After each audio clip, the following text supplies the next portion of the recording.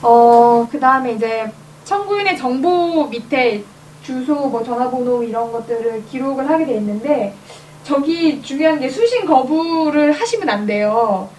결정 통지 안내 수신 방법에 수신 거부를 하지 마시고, 좀 다중 청구가 되면 저런 결정 통지를 하면은 메일이 계속 오거든요. 문자도 오고. 근데 그것이 귀찮다고 수신 거부를 하시면 나중에 이제 이게 어떻게 처리됐는지 저도 까먹을 때가 있어요. 청구인도. 그래서 10일이 지나버리고 뭐 그냥 종결 처리가 된다거나 이런 문제가 발생할 수 있기 때문에 이왕이면 그냥 수신을 하겠다라고 하시는 게 제일 좋아요. 그렇게 하고 이제 청구를 누르면 이제 청구 신청이 끝나고요.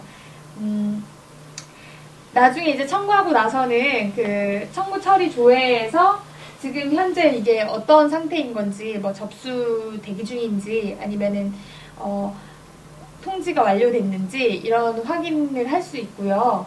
10일 안에 저희는 청구하면 공개 결정을 해줘야 돼요. 해당 기관에서. 그럼 10일 안에 공개를 해주겠다, 이렇게 결정을 하면, 또, 나중에 뭐 거기서 부분 공개라든지 비공개가 된다든지 이러면 이의 신청을 하고 또 11일 후에 다시 받을 수가 있고요. 통지 완료가 되고 나서는 이제 조회에서 공개 결과를 볼 수가 있죠. 뭐 제가 원자력에 관련해가지고 이제 교갑을 청구했던 것은 뭐 공개 내용을 저렇게 받을 수가 있는데, 비공개하면 비공개 사유가 있고요. 하단에 이의 신청을 할 수가 있어요. 그래서 부분 공개라든지 비공개 받으시면은 이의 신청을 하실 수가 있는데, 보통 대부분의 정보 공개를 잘 모르시는 분들은 이의 신청까지 잘 안 가시려고 해요. 그냥 포기하시는 분들이 대부분이거든요. 일반 시민분들은 이게 복잡하잖아요. 이의 신청을 또 하고 또 이의 신청했는데 또 비공개가 나고 막 이러면 시간도 오래 걸리고 귀찮기도 하고, 그러니까 금방 포기하시는데 사실 이의 신청을 해야 돼요. 이의 신청을 저희가 이의 신청을 하면 해당 기관에서 심의위원회라는 걸 열거든요.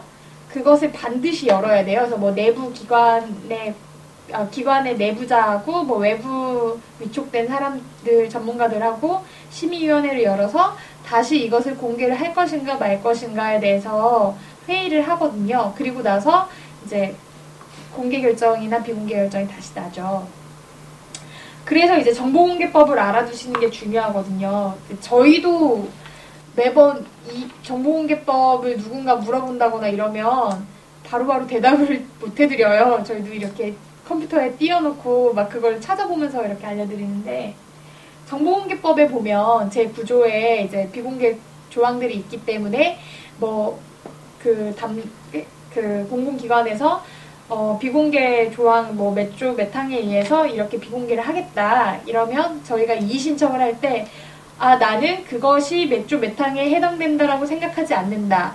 그래서 나는 몇 조 몇 항에 의해서 이것은 비공개 예외 정보이기 때문에 공개를 해줘야 된다고 생각한다. 이런 식으로 명시를 해주면 그쪽에서 이 사람은 초보가 아니구나 이렇게 생각을 하고 이제 좀 공개에 좀 성실하게 해주려고 하죠. 그래서 제가 체류액 구입 현황에 대해서 정보공개 청구를 했었는데, 그때 당시에 이제 비공개를 했던 거예요. 비공개 했던 내용이 이제 국가안전보장 및 뭐 국민의 생명, 신체, 재산 등이 현저한 지장을 초래할 우려가 있다.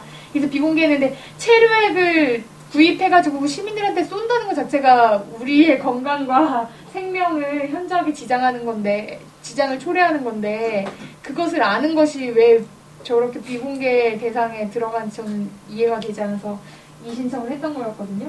그래서 저는 정보공개에 관한 법률 제7조 1항에 의해서 개인의 권리 구제를 위해서 또 공익을 위해서 공개되어야 되는 정보이기 때문에 마땅히 공개되어야 되고, 그러니까 밑에 제가 좀 협박을 했죠. 반드시 정보공개 심의위원회를 거쳐서 공개해 주시기 바랍니다. 그리고 좀 협박을 더 과하게 한다면 만약에 다시 비공개 결정을 내리시 저는 행정심판과 행정소송을 불사하겠습니다. 이렇게 일부러 그런 걸 쓰기도 해요. 그래서 정보공개법을 조금 알아두시면 공공기관에서도 이 사람이 초짜가 아니구나, 이 내용을 잘 아는구나, 이래서 조금 더 성실하게 답변을 해주니까 이 신청하실 때는 많이 활용하시는 게 좋을 것 같아요. 만약에 정보공개 시스템 내에서 아까 저희가 그 청구할 때 대상기관을 선택을 하잖아요. 근데 거기에 내가 원하는 대상기관이 없을 수가 있어요. 뭐 예를 들어서 사법기관이라든지 아니면 공사라든지 이런 경우에는 없는 경우도 있거든요. 그리고 학교들도 국립학교들은 돼 있는데 이제 사립학교들은 되어 있지가 않아요. 그래서 국회나 중앙선관위나 서울메트로 같은 경우는 정보공개 시스템이 아니라 각 기관 홈페이지를 통해서 청구가 가능하거든요. 예를 들어서 국회 같은 경우는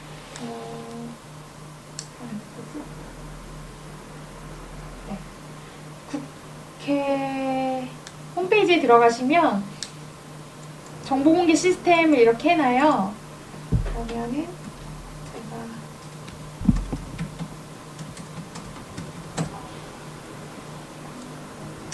청구서를 이렇게 작성할 수 있거든요. 그래서 여기 똑같이 아까 시스템에 했던 거랑 비슷한 내용으로 청구인 정보를 쓰고 내가 청구하고 싶은 내용들을 써서 등록을 하면 이제 이쪽에서 청구 처리 현황을 보시면 제가 예전에 이제 청구했던 것들이 나오거든요. 뭐 좀 의미 있는 것들이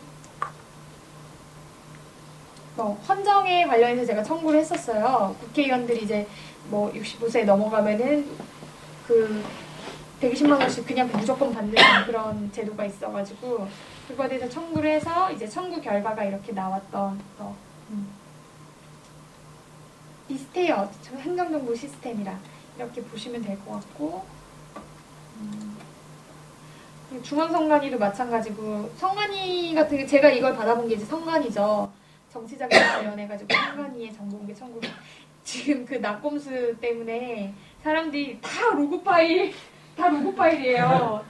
악의적이기도 해요. 일부러 제가 이거 처음 문제 제기가 됐을 때 페이스북에다가 그렇게 썼어요. 한 명 모두가 다 같이 로그 파일을 공개해달라고 중앙선관위를 한번 괴롭혀보자고. 그래서 지금 몇 페이지가 넘어가는 동안 계속 로그 파일밖에 없더라고요. 그리고 여기 보면은 청구인 이름을 보면 재밌는 게 저번에 박대웅 기자님이 그 강의도 해주시긴 했는데 많이 넘어가서 지금은 안 보이는데 여기 청구인 이름이 사실 나오면 안 되거든요. 개인정보이기 때문에 중앙선관위에서 잘못하고 있는 건데 저기 어느 날은 페이지를 보니까 박대웅 이렇게 돼 있더라고요. 그래서 우리가 진짜 악마 같다. 주시는 악마처럼 꼭 악마 같다고 막 그렇게 놀린 적이 있는데 그렇고요. 서울메트로 같은 경우도 공사잖아요. 여기에도 이제 청구할 수 있는 그 페이지가 있어서 정보공개 여기다가 보시면은 뭐 회원가입하지 않으시고도 그냥 자기 실명 인증해서 청구할 수 있는 그런 페이지가 있으니까 저희는 그때 한창 서울메트로가 자꾸 잦은 고장이 나가지고 그런 고장 현황이라던가 아니면 그 도어락 관련해가지고도 청구를 해본 적이 있어요. 그래서 이렇게 이용을 하시면 될 것 같고요. 그 외에도 이제 굳이 정보에 대해서 알기 위해서 꼭 정보공개 청구만 해야 되는 건 아니에요. 사실 우리가 그 정보가 어디에 있는지를 모르기 때문에 청구를 하는 경우도 있거든요. 그래서 예를 들어서 뭐 교과부에다 제가 막 청구를 했더니 그거 이미 다 우리가 대학 알림이하고 학교 알림이 다 올려놓는다는 거예요. 그래서 취하를 해달라고 그러는 경우도 있어요. 근데 그럴 때 취하하실 필요는 없고 그러면 그 정보가 있는 위치에 대해서 공개해 주실 때 이 정보는 이 사이트에서 볼 수 있습니다. 이렇게 위치를 알려달라고 하면은 되거든요. 그래서 좀 유용하게 볼 수 있는 사이트들을 몇 가지 알려드리면 일단 프리즘이라고 그 정책연구 정보 서비스인데요. 이제 공공기관에서 그 용역보고서 만드는 데예요. 그래서 용역보고서를 이렇게 발주한 것들을 여기에 다 올리게 돼 있어요. 그래서 근데 좀 문제가 많아요. 저희가 얼마 전에 강성국 간사님도 얘기를 했던 부분인데 한미 FTA 관련돼가지고 외통부에서 이제 정책연구 보고서를 굉장히 용역을 많이 발주를 했는데 거의가 비공개인 거예요. 여기 올린다고 다 공개되는 건 아니고요. 이제 목록하고 거기를 어디에다가 발주를 했는지 뭐 이 정도는 볼 수가 있는데 그 내용을 보기 위해서는 공개되는 그 서비스 그 정보이면 공개가 다 돼요, 전문이. 근데 공개되지 않는 내용이면은 공개를 하지 않는 경우들도 많거든요. 근데 일단은 용역 서비스를 용역을 준 것을 여기에 올리고 있기 때문에 여기에 올라온 용역 보고서 제목만 보고 저는 가끔 청구를 또 하기도 해요. 몰랐던 내용들. 그래서 이것을 좀 활용을 많이 하시면 되게 유용하실 수 있어요. 그리고 밑에 이제 학교 알림이하고 대학 알림이 이제 교과부에서 하는 건데 이제 아무래도 선생님들이 좀 관심이 많으시죠. 뭐 학교 정보들은 대부분 여기 있고요. 여기 이제 뭐 급식이라던가 이런 내용들도 있고 학교에 관련돼 있는 뭐 그 학교 시설물이라던가 이런 것들도 여기에 이제 내용이 다 담겨져 있어요. 그래서 이것도 활용하시면 좋을 것 같고 밑에 이제 행정안전부에서 운영하는 내구장 살림이라고 해서 이건 이제 지자체의 사업에 대해서 자세히는 없지만 뭐 살림 정도는 뭐 부채가 얼마인지 뭐 이런 것들부터 해가지고 그런 것들이 이제 올라와 있어서 저것도 활용하시면 좋을 것 같고 이 나라 지표도 이제 통계청에서 관리하는 데인데요. 뭐 간단한 것들 있죠. 우리나라 뭐 인구수라던가 아니면 남녀 비율이라던가 출산율이라던가 자살률이라던가 뭐 이런 것들은 여기서 간단히 볼 수 있기 때문에 활용을 하시면 좋을 것 같아요. 어떻게 보면 이제 정보공개 청구가 좀 애매하진 않은데 제가 어제 토론회를 갔더니 그런 질문을 하시더라고요. MB 정권 들어와서 표현의 자유가 굉장히 억압된 것도 알겠고 알 권리가 보장되지 않는 것도 알겠다. 그러면 시민들이 할 수 있는 것은 정보공개 청구가 하나의 방법이 될 수 있는데 왜 정보공개법이 만들어진 지 10년이 넘었고 이런 제도도 있고 쉽게 누구나 청구할 수 있는데 왜 시민들이 많이 활용을 하지 않느냐라는 거예요. 그러면 그거는 결국에 정보공개 운동이 좀 실패한 거 아니냐.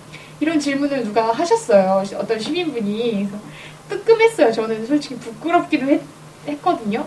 우리가 이런 것들을 알리자라고 하지만 아직까지는 시민분들이 그렇게 쉽다라고 생각하지 못하세요. 저희는 맨날 하고 앉아있으니까 쉬운 것 같은데 근데 사실 결론이라기보다는 시민분들한테의 역할도 있지만 공공기관의 역할도 있다라고 어떤 분이 답변을 해주셨는데 사전에 이제 정보 공개가 되어야 되고 청구하지 않아도 공표될 수 있는 것들을 더 이제 공공기관에서는 그렇게 해야 된다. 그게 이제 2.0 정부 2.0을 얘기하는 거고 나중에 김윤수 선생님이 강의를 해주시겠지만 그런 것도 있고 또 우리는 또 우리 나름대로 계속 시민의 역할로 해야 되는 거는 정보공개 청구를 해야 되는 이게 가장 어떻게 보면 우리가 거리에 나가서 시위를 하는 것보다 더 공공기관들을 압박할 수 있는 더 제도를 빠르게 바꿀 수 있는 그런 방법이지 않겠냐.